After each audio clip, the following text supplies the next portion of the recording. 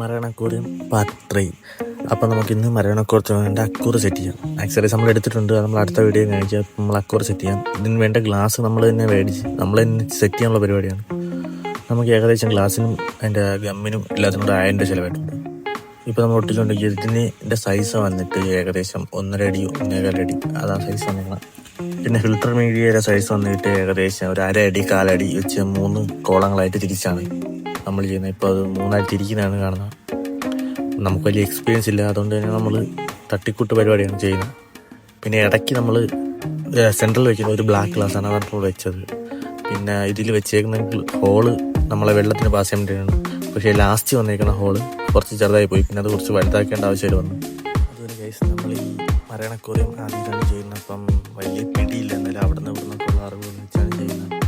അപ്പോൾ ഇതിൻ്റെ ബാക്കി വീഡിയോസ് പുറകെ വരുന്നതായിരിക്കും. അതായത് ഇതിൽ ഫിഷ് ആഡ് ചെയ്യുന്നത്, ബാക്കി ആക്സറീസ് ആഡ് ചെയ്യുന്നത്, പിന്നെ വെള്ളം സെറ്റ് ചെയ്യാൻ വയ്ക്കുന്നത്, അങ്ങനെ ഫുൾ ഡീറ്റെയിൽസ് വീഡിയോസ് പാർട്ടായിട്ട് വരുന്നതായിരിക്കും. അപ്പോൾ ഒന്ന് സപ്പോർട്ട് ചെയ്ത് സബ്സ്ക്രൈബ് ചെയ്ത്